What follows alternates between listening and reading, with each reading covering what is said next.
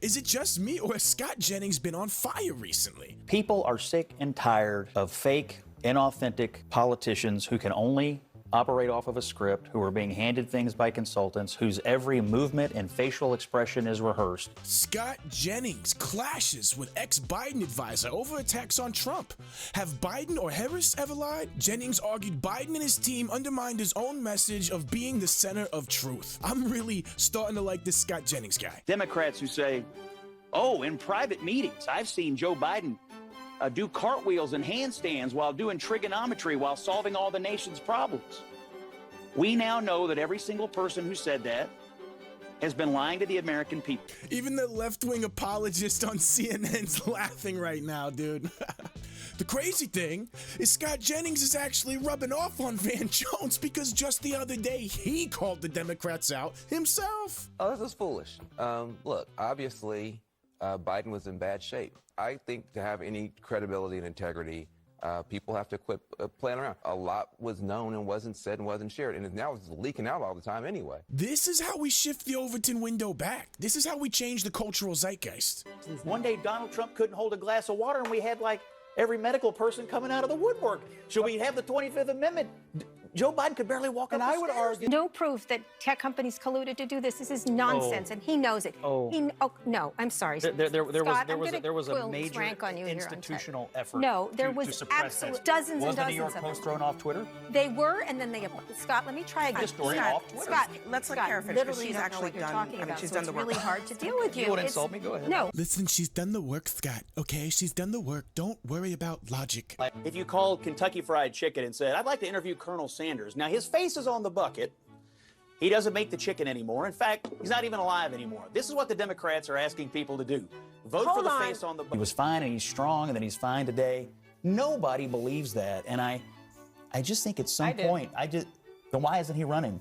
This is gold for CNN's ratings. Their main issue is they've had no one to push back. It's organic. The entire Kamala Harris campaign has been organic. And so now we're... What? Organic. This is the literal most manufactured presidential campaign ever. She didn't even run. The Democrat Party's choice of Harris was undemocratic, and the latest evidence of party leaders' distrust in their own voter base. Nobody voted for her in presidential primaries. She's literally an installed candidate. 10 million legal aliens, but 0 votes. That is the record of Kamala Harris. Well, quite a few people will vote for Harris, so I think we should all open up a head examination. Doctor's office will have plenty of people to In all those categories. A lot of men think Democrats care more about dudes who want to become women than dudes who just want to be dudes. Well, it's pretty apparent the disdain with which they hold half of the country in. Proto-fascism unleashed, how the Republican Party sold its soul and now threatens democracy. On Amazon right now, old Nazis, the new right, and the Republican Party, domestic fascist networks and their effect on U.S. Cold War politics. Today's Republican Party follows a similar fascist model. So you're gonna try to tell me it's totally false that the left sees Republicans as fascist? That's crazy, Scott. I'm sorry. I'm just reading the journalism. I'm pro-journalist here. I'm reading the journalism about Hunter Biden running the ship here. She's like a true double threat. You know, she's terrible on her feet when she gets unexpected questions, and simultaneously, she can't even answer the expected questions. What we need to do to create these jobs, and there is such great significance to the passage of time when we think about a day in the life of our children.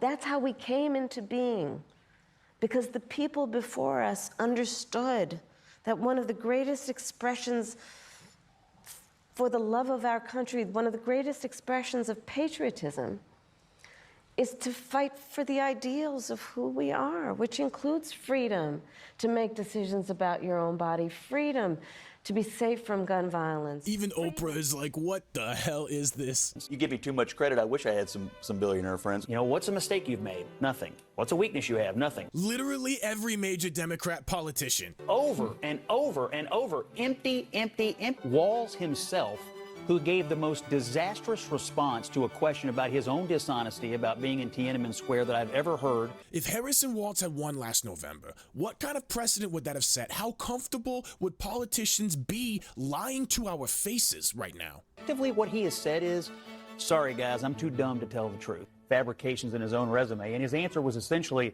me no understand words good. I mean, is a buffoon. You said you were in Hong Kong during the deadly Tiananmen Square protests in the spring of 1989. You actually didn't travel to Asia until August of that year. Yeah, well, and to the folks out there who didn't get at the top of this, look, I grew up in small rural Nebraska, town of 400, town that you rode your bike with your buddies till the streetlights come on, and I'm proud of that service. I joined the National Guard at 17, worked on family farms. My community knows who I am. They saw where I was at. Look, I will be the first to tell you, I've tried to do the best I can, but I've not been perfect, and I'm a knucklehead at times, but it's always been about that. And Scott Jennings is not laying off. If anything, he's ramping up, and it's kind of amazing. CNN political commentator Scott Jennings called out former Biden aide Ashley Ateen on Wednesday for praising Biden's focus on misinformation in his farewell address to the nation, suggesting that the president told his share of lies in office. And is that not true? Biden is a known liar his entire career. He admits it himself. Senator Biden, welcome to the Advocates. Thank you. Good to be here. Senator Biden, it's nice to have you here. As the youngest member of the Senate, the one, therefore, who may expect the longest career there, I wonder if you'd say to us, since it's clear that you're not corrupt and you got elected, why should people think that the system produces corrupt results when there you are?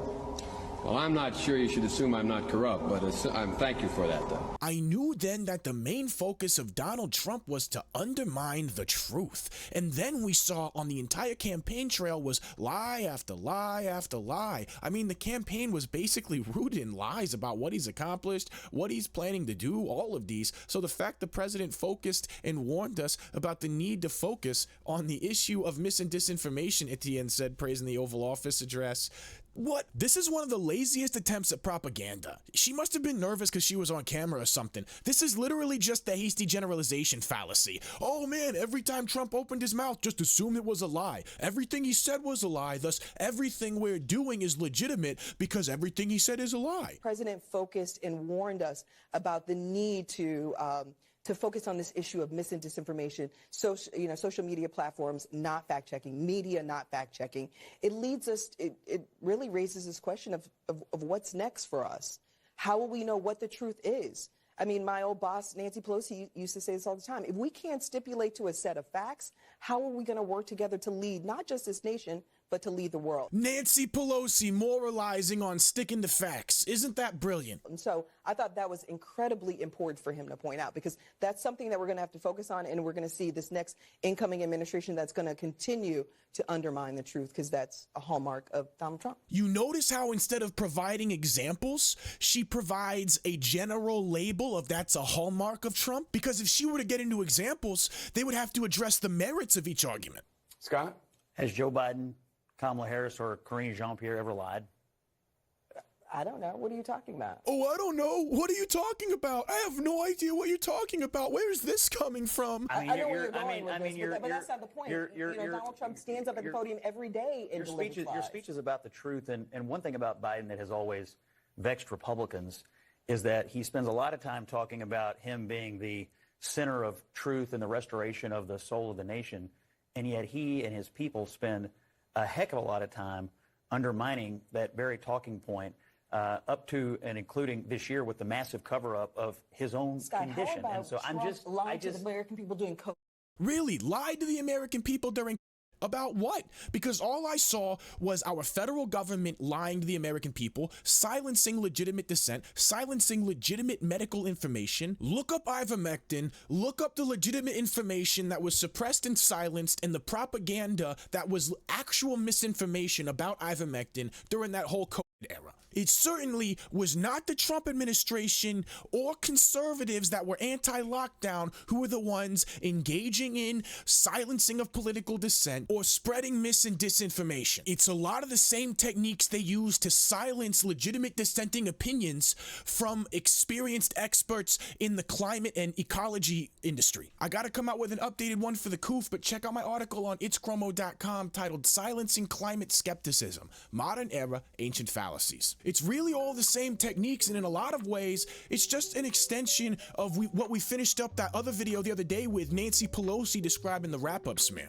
Pam Bondi eviscerated Senate Democrats in her confirmation hearing. It was amazing to witness. Check it out, guys. She did not back down. A California power plant erupted, billowing toxic smoke into the atmosphere, causing an emergency evacuation order just the other day. Check it out. I am going to be live streaming Inauguration Day. It's going to be fun. I would love to see you guys there.